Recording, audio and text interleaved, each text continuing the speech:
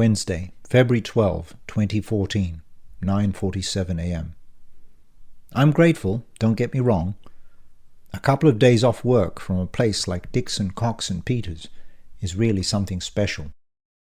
And for a short while, people were actually being quite kind.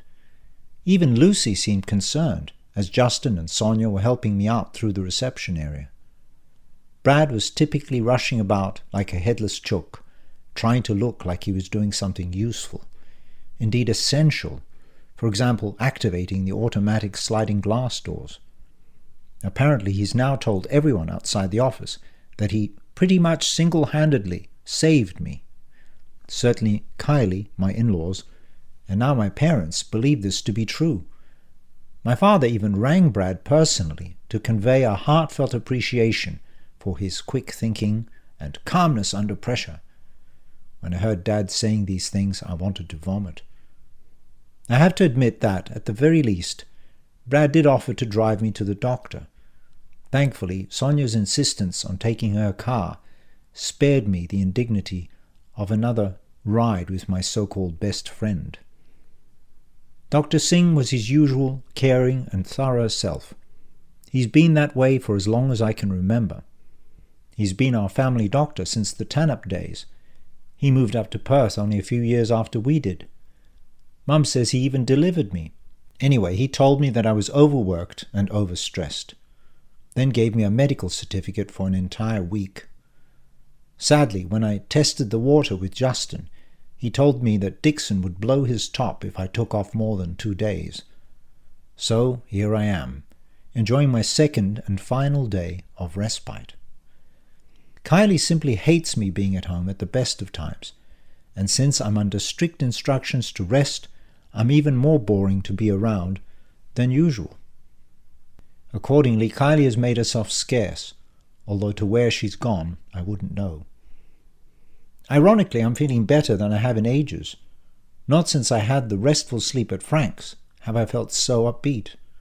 I can't recall the last time I slept in till this hour. Moreover, I've woken up to the quiet sense of relief and contentment that comes from knowing I have the house to myself. The only thought nagging my subconscious is that I really ought to reply to McMahon's. The deadline for doing so is, after all, today. Where and when shall I do the interview? And what will I do if they offer me the job? Am I really going to go through with my harebrained idea? I wander into the spare room and power up the computer. A sharp meow heralds the arrival of Bugsy, who leaps into my lap, his curly, swishing tail tickling my nose. He turns around, and I can tell that, like me, he is somewhat discomfited by the move from our air-conditioned bedroom. The rest of the house already feels a bit like a sauna. The temperature is particularly high in this stuffy little room, which has had its doors closed for the last few days. I reach for the ceiling fan switch and turn the dial to maximum. Within a few seconds, the fan is whirring at an absurd speed, spinning slightly off axis, so that the attachment is pulled from side to side to the strains of a regular, ominous creak. The sun is beating down hard against the glass of the window pane, and through it I can see the palms bending against the hot easterly blowing in off the desert. When will this hot spell end?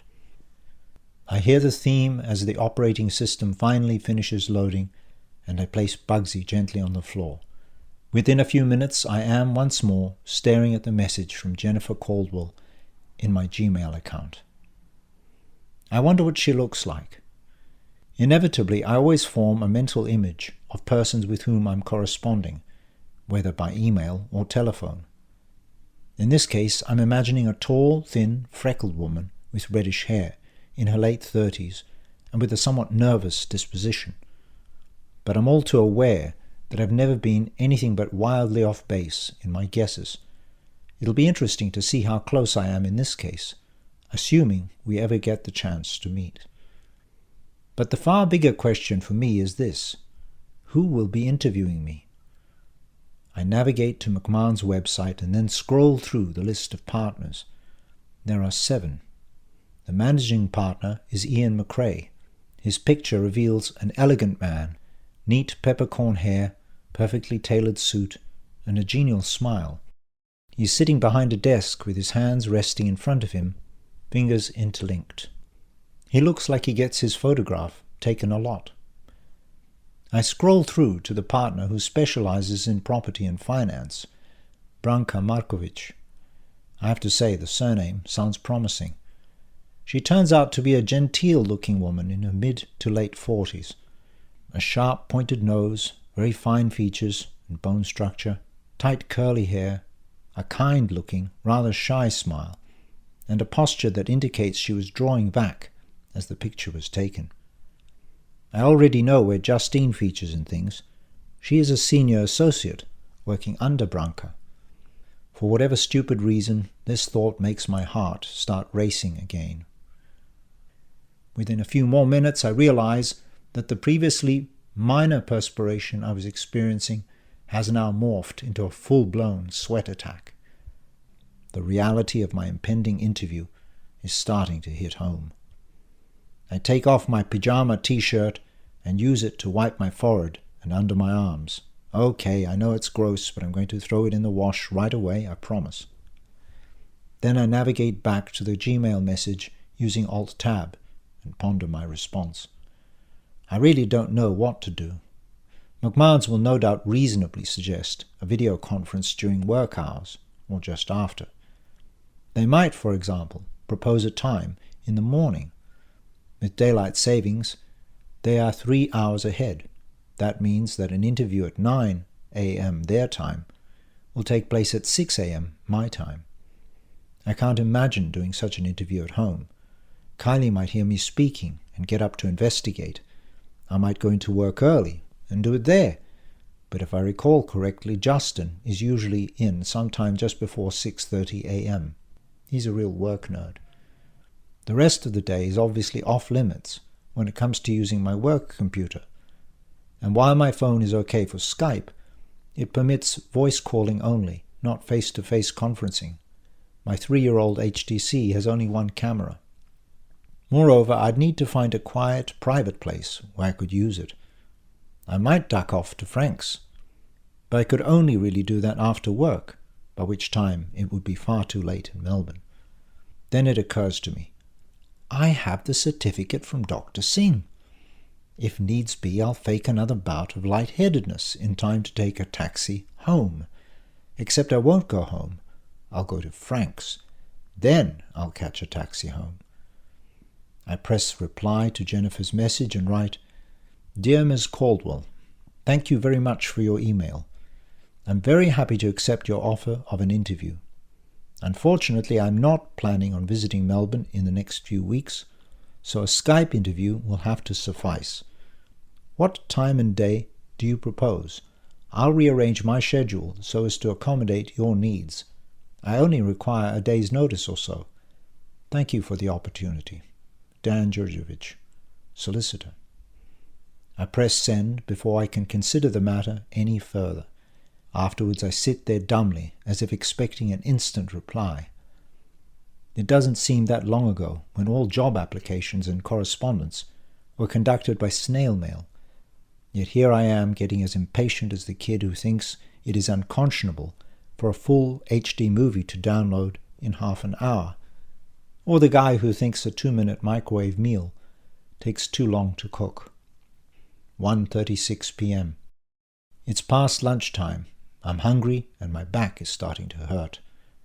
I also know that if Kylie comes home to find me sweating, shirtless and still in my pyjama bottoms, in front of the computer screen in a sweltering room, there will be hell to pay. Yet somehow I remain glued to the screen. Even Bugsy's looking annoyed. He wants to hang out with me, but the room is far too hot. He can't understand why I won't just go back to the bedroom, or at least our sunken lounge, which is shaded by the drapes and offers the comfort of a thick woolen carpet. The truth is that I'm still waiting on that email. It's a case of a watched kettle never boils. I keep surfing the net, pausing every now and again to check for a reply. So far, there's been nothing. But then again, that is hardly surprising. While I've been waiting, I've been browsing through my Facebook feed. In fact, I'm looking through it as we speak. Of course, I'm logged in as Dan Djurdjevic with my Victor Hugo profile picture. I see that Mark Seymour is giving a free public talk between 5:30 and 6:30 p.m. at RMIT University. I feel vaguely excited by the prospect that, in the near future, I might just be able to attend such events. Or will I? Someone will. But I suppose it won't be me. Maybe that someone will be able to tell me about it so that I can enjoy it vicariously. When I visit Mark's page, I see dozens of pictures from various recent performances in Geelong, Bimbergen, and Siramet. Then, nestled amongst these posts, I see one dating from February 4 that saddens me. It's an interview with Koshi and Sam on Channel 7's Sunrise program, announcing that the hunters and collectors are calling it a day, once and for all. It seems that their final concert ever will be in April sometime. So much for moving to Melbourne for the chance to see the hunters and collectors regularly. Since I'm now feeling vaguely depressed, I navigate away from Facebook.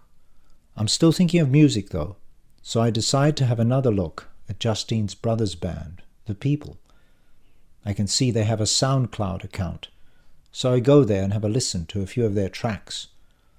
You know, they aren't half bad. They play a kind of Good Charlotte or Blink-182 pop-punk. I find this a bit strange for such a youngish band. The members are all in their early 20s at best, since the genre they're playing in went out of vogue at least 15 years ago. Maybe this is quite deliberate. They're going for a retro sound. Who would have thought that a band as recent as Good Charlotte would be considered retro? I must be getting old. Balthazar Shelley is, it seems, both their drummer and lead singer. I've always found this to be an odd combination. The only real drummer-singer I know is Phil Collins. "Ah, don't mention that name," Frank used to say. Meanwhile, I didn't mind old Phil, although I'd never admit this to my dear uncle. Anyway, I can tell that the People's tracks on SoundCloud are entirely homemade and produced very poorly to boot. The vocals are alternately too loud or too soft, and obviously recorded without a pop filter. Balthazar is singing in a key that is too low to let him belt out the tune. For a genre like punk, you really need to pick the highest possible register you can reach and then scream. The bass is panned hard right and not kept in the center as it should be. The drums are poorly recorded, with the hi-hats and kick drum far louder than everything else. The guitar solo is so loud, compared to the rest of the song, that I'm forced to take my headphones off to spare my ears, and so on. Basically, their material is quite solid in composition, instrumentation, and concept. They certainly play like I could never play, but the tracks on SoundCloud are arranged, recorded, and mixed in a very amateurish way. Even just a bit of remixing would greatly improve their sound, not to mention some small changes in key and recording technique. I can't even tell you why I'm even thinking of this. It's certainly more attributable to the years of Frank's sound pedantry than any sense of altruism or charity. But the more I listen to their music, the more obsessed I become with wanting to tell them where they are going wrong. The solution seems so obvious, so simple. I can't imagine why no one has told them before. I'm almost tempted to send Balthazar Shelley an anonymous email with some advice. Of course, I know I won't. Okay, time out. What makes me the expert then? Well, back in 1999, 2000, just before Kylie and I got married, Frank went against type and bought some music software for his computer to replace his old 4-track recorder. As I recall, the two main programs Frank used were Acid Pro 2, a kind of virtual mixing desk, and SoundForge 4.5, a WAV editor. I helped him install these into his old Gateway Windows 98 machine. It used to take 10 minutes to render a song. I spent I don't know how many weekends at Frank's house, initially just working out how to use the software, then recording sound bites and then mixing them into tracks. Neither of us knew what we were doing.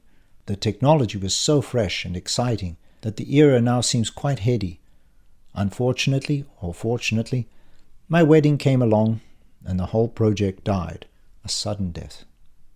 But for a while I actually let myself believe that, somewhat improbably, Frank and I could and would produce quality music.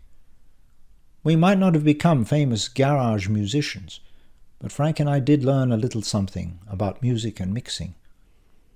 Frank got so far into it that he even attended night school at SAE, a sound engineering college, for a year.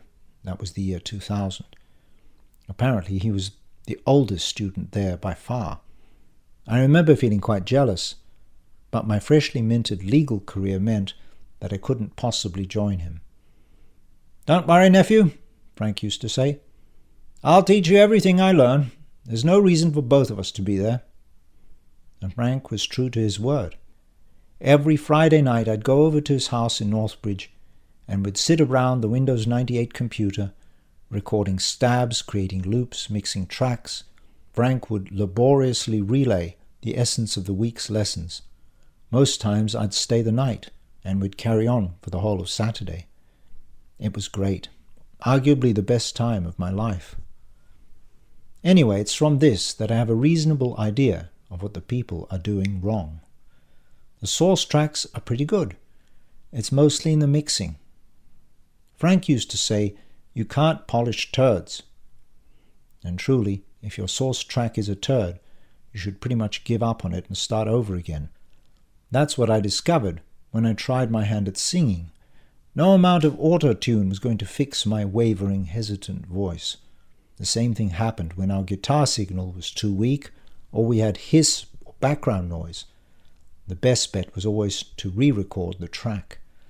Yes, we sometimes tried to dress it up in fancy effects, but as Frank would say, "We're not really polishing the turd so much as rolling it in sprinkles." Suddenly I hear Kylie's car coming down the street. I'm so attuned to it now that I can recognize it by the sound of the engine. I realize I haven't checked my Gmail account for a while, so I hurriedly switch tabs. There is a reply, so I open it. "Dear Mr. Djurdjevic, that sounds perfect. How would 1:30 p.m. Eastern Daylight Savings Time this Friday suit you? Our managing partner is quite keen on getting the ball rolling as soon as possible. Jennifer." Kylie's car is pulling into the driveway as I click reply. I can tell my timing is going to be tight. I quickly type a response. "Great, Jennifer. I will look up my Skype details and forward them to you sometime today. Thanks again, Dan." The handbrake is being pulled up as I press send. Then I hear the engine being switched off and the opening of a car door. I don't have time to shut down the computer, so I simply hit the power switch on the wall, pull on my sweaty, crumpled pajama t-shirt, and run out of the spare room into the corridor, pulling the door closed behind me as I do so. I can hear Kylie jingling her keys, see the lock turning and the door opening as she starts to enter the foyer. I know she will take one look at me and work out what I've been up to, so in a panic, I do the only thing that I can think of. I lie down face first on the refreshingly cool slate floor just outside our bedroom and pretend I've passed out.